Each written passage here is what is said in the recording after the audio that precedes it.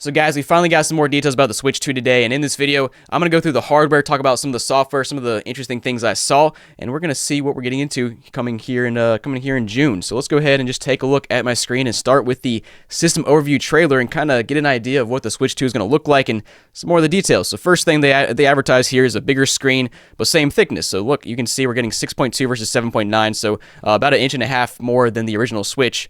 Of course, that's a smaller difference between the OLED, and then of course the thickness is the same as well as the original Switch, which is nice. And then we do have a little bit of a screen upgrade here. Instead of 720p, we got a 1080p screen, and they're showing you the pixel density here. Not sure how much it'll matter, honestly, on a small screen like that, but I guess, you know, being almost 8 inches, it will make a difference. And then this is cool. We got smooth gameplay up to 120 frames per second. Now, I believe they say later that 120 FPS is only available in 1080p or lower, as far as I can tell. And this is an interesting way to advertise this by showing more Marios jumping versus less Marios for 60 hertz, which is yeah, that's kind of funny, but I guess it makes sense. But cool to see. Honestly, thinking about that, that's cool to see. We're gonna have 120 FPS in a Mario game, like. Just something I never really thought about. Also, they got HDR support, as you can see here. Not sure how much of a difference that'll make. HDR is cool to me. It adds some vibrance to it, but a lot of games don't do it so great, and I imagine Nintendo will do it well, though. Now, this is the interesting stuff. This is what we were wondering in the past. How is this magnetic thing going to work? And they kind of just confirmed how we thought it would. It kind of snaps into place, and you can see we even have the normal Switch Joy-Con animation as it snaps in. You can see, let's watch it on this side right here. You can see it's got a little animation pops up on the side. Same with over there. And then it just locks into place. As you can see here, apparently you can't pull it apart. I still feel like if you use enough strength, you could probably pull it apart. But again, not exactly sure how it's locked in. But they know here you basically flip the switch, pull it out, and you're good to go. And I believe how that happens is there's a little, well, let's watch this. There's a little knob or a little thing that pokes out. I don't know how to describe that, and pushes it out and demagnetizes it or gets it far enough away from the magnet so it's not stuck there. Also, bigger buttons on the back, which is nice. Or excuse me, this is almost on the side. You can see our SL and SR buttons are larger. I'm not quite sure how much that matters here because usually you put the Joy-Con straps anyway. Joy-Con straps on. Actually, I don't know if they had announced Joy-Con straps for this thing or not. But of course, it is really nice having a larger Joy-Con because the old ones, dude, they were so small. If your hands are like, if you're an adult, it's going to be hard to hold because it's just a tiny little controller. So that is nice getting a larger controller there. Also, larger control sticks. Again, just another little upgrade there. The Joy-Con on the original Switch had really tiny joysticks, and then mouse controls. This is the really interesting one. This is the one we saw from the original trailer they put out that, yeah, they're going to have mouse controls, and they are confirming it now. Of course, only compatible in certain games. And yeah, you can see we're going to have both of them. And guys, here's my first question. This is like a classic Nintendo gimmick. Like, I love Nintendo for making these cool little things, cool features, out of the box features.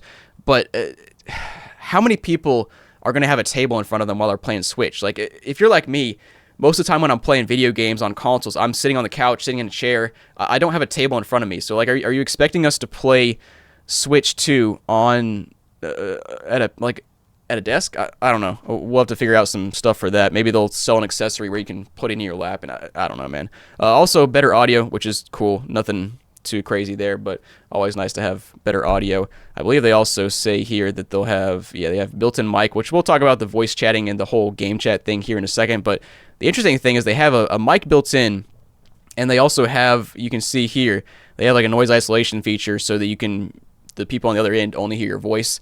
We'll see how that works. I imagine being Nintendo, it'll work pretty well. Also, 3D audio, that's pretty standard across most things nowadays. So yeah, I would hope you have 3D audio.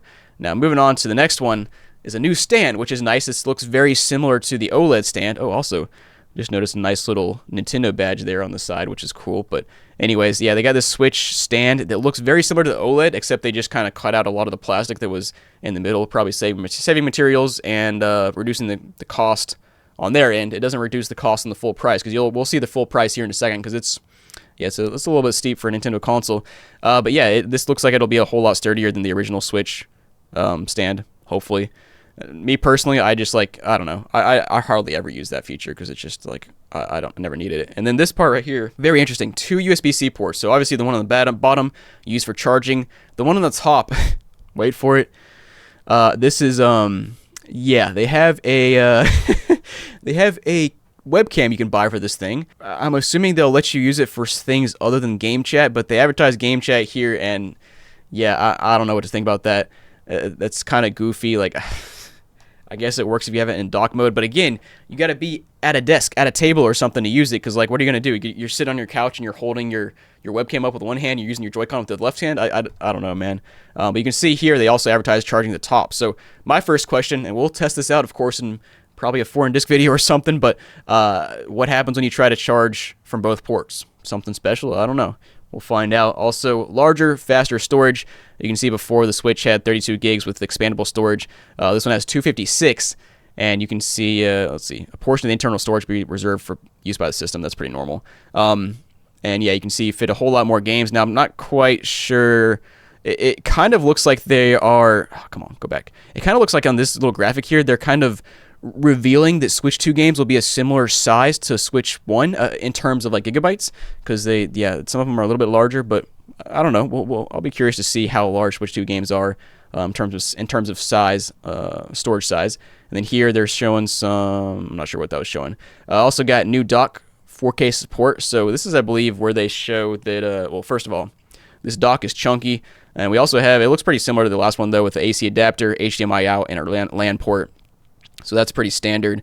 Two USB ports on the side, and you can see down here, frame rate is fixed to a maximum of 60 FPS for 4K output. So that's a little, it makes sense. It's Nintendo, but it's a little bit disappointing if you're playing on like a nice 4K TV and you want to play Mario in 120 FPS. I guess you got to kind of decide if you want to do 4K 60 or 1080p 120.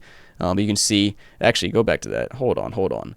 This the system settings looks almost exactly the same as the original Switch, which is like, I guess not terribly surprising, but it would be cool to get something different. I love seeing different UI interfaces. That UI means interface. I love seeing different interfaces on new consoles, but this looks about the same as the Switch. I really hope they release more themes. You can see here we have themes. Last time it was just a black and a white theme, and everybody thought for the whole time we're gonna get some cool themes, like back on the 360 PS3 when you could put backgrounds in your consoles and stuff. But we'll see. It's, I'm not holding out hope for that. But let's yeah, this part's funny. We got fan ventilation for improved cooling. I mean, yeah, you would assume so. We make sure your console's cooled well enough. Yes, this is interesting. I actually don't even remember if there was a fan on the Switch dock. I don't think there was, but this one has a fan built into the dock. So I guess the Switch itself won't have to do as much of the heavy lifting. You can actually get some cooling on the dock itself. And then plays compatible Switch games. So it'll be, yeah, you can see from the bottom, some Nintendo Switch games may not be supported or fully compatible, and they've yet to really announce what that differentiation is. So I guess we'll find out when this thing actually releases, or they release some more details. But the rest of this is pretty standard. And actually, interesting part to me is we have another one of these Joy-Con things, the Joy-Con holders, and it's a magnetic. So I imagine this little piece right here, if you want to buy a second one, is going to be more expensive because of the magnetic piece, but who knows. But yeah, other than that, that's pretty much it for this little trailer here. But that's not where the thing's in. They have a lot more. You can see I have a bunch of tabs pulled up here just to show you more stuff. So they also have this Nintendo Game Chat portion where we touched on that briefly in the main trailer, but you can see here we have this C button. And as far as I am aware and saw from this, the C button is basically used for game chat functionality. So kind of, I don't know, interesting, because back in the day you have a C stick, a C button to do cool things in gameplay, but it seems like this time game chat is just the C button. And you can see they're basically, let's zoom forward here, and you can see this is what it looks like. So say you're playing Mario Party, or Mario Kart with a bunch of people, you hop on, enter the chat. I believe they say somewhere you have to have Nintendo Online, which is, I guess, pretty standard for most online services these days for game chat. And then you got all your friends down here, you're chatting with them over the mic on the Switch, which is cool. Of course, that could be a little hairy if you get a kid in the background, your brother, sister, whatever, and they're screaming slurs and stuff in the background. I don't know, man. I started thinking about like the fact that we're gonna have Nintendo games with, like, I don't know, it's gonna take you back to the 360 days when people were, I guess this has been going on for years, but people yelling obscene things over the mic. Just imagine that while playing a Mario game. Like, I'm not sure how they're gonna patrol that, but I'm sure they will patrol that somehow. But you can see we got our mic here, and as they talked about earlier, you got like some kind of voice isolation so that you can. Wait, actually, that's actually impressive if that'll work, if you can talk that far away from your Switch. I'm skeptical on how well that'll work. with a blender in the background. Yeah, we'll see. That's gonna sound real tinny, or I don't know, man. Hopefully that works, but that'd be cool if it does. Now the cool part is we got screen sharing here, and guys, watch this. Like, you can see, look how low the frame rate is on your friend screens down there. I guess not a big deal because you're not the one playing on those, but I kind of that kind of irks my eyes just looking at the bottom and seeing that low of a frame rate while you're playing Mario Party or Mario Kart. And then it kind of goes through the same thing over and over, just showing some more of the features, and you can see they're highlighting the C button where you kind of enter in this game chat mode and do some screen sharing, turn on and off the mic, and then of course they're showing the camera again here. And yeah, there might be some other stuff I missed in here, but that's for the most part what you saw. Also got Mario Kart World, which is cool. Big fan of Mario Kart. I haven't honestly played Mario Kart 8 in too much in a while, but there was one year where I played the crap out of the game and put so many hours into it. And this is cool because it's essentially, the world makes sense because it's like Mario Kart, but it's open world. And really the mechanics, the physics, the graphics look very similar to Mario Kart 8, but you can drive all over the place. And I believe they show that somewhere in here where you can kind of drive from one course to another. And there's cool stuff. I believe they said they have like jet skis, snowmobiles, I believe is what I read. But yeah, you can see right at first glance, it looks very similar. It looks very Mario Kart 8-esque, but they have some new power-ups. The graphics are a bit better. And then of course the open world aspect will be very cool. And there's your, there's what it looks like. There's what the logo looks like. But yeah, we'll go ahead and move on to our next thing because that's fairly standard, I'd say. Also got this one right here, Drag X Drive, which is interesting. So this is this is one of their just like games where they're taking full advantage of the mouse compatibility or mouse functions. Also not sure why the frame rate on these videos is going low right now. Let me refresh this thing real quick. But this one is interesting because it's just watch this. Let me get to the actual gameplay here. Yeah, for some reason all these videos are lagging out a little bit, but you can see that you basically run around here by using the Switch Joy-Cons on the table, which again, like, is everybody gonna have a table in front of them while they're playing Switch? I don't know, man. That sounds like a problem to me. This seems like a very much Nintendo game. You guys know. You buy a Nintendo game that uses all the gimmicks. You play it for like an hour or two. It's really fun, and then it's like, man, this is annoying. I don't want to sit next to a table while I'm playing Switch. That sort of thing. So that's the vibes it gives. That's the vibe it gives me. But it is a cool way to use the new mouse features. I hope this is not how they use the mouse feature on everything. But yeah. Also, they noted some things about basically upgrading from Switch games to a Switch 2 game. So like if you have Legend of Zelda on the Switch, you can basically get the upgrade to the same version on the Switch 2 with graphical differences, FPS upgrades, that sort of thing. I don't think they announced how much that's going to cost, but it's going to cost something, which is a little bit unfortunate, but it is what it is. And then also, what is this? Switch Online app will be renamed a Nintendo Switch app. Okay.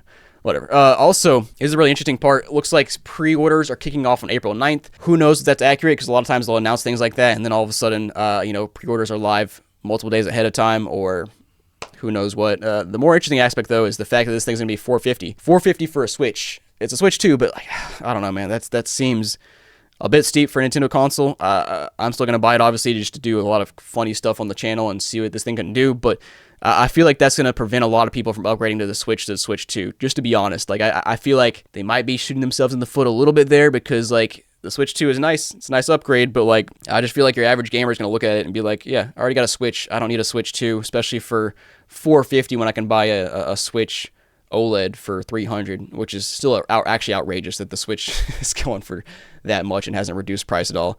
Now, this feature right here is one thing I wanted to talk about because it's very cool. They have this thing called Game Share that's kind of like DS Download Play. You guys remember DS Download Play back in the day when you'd have basically your DS with a game inside, you'd press DS Download Play, and your friend next to you could join in on the game with you without having the same game. So very cool stuff. Excited to see that. That's going to bring some nostalgia to me. And then, yeah, other than that, arrives on June 5th, as we talked about, $450. And yeah, I'm sure there's some other stuff I missed here, but they went through a lot of stuff in Nintendo in the Direct here today.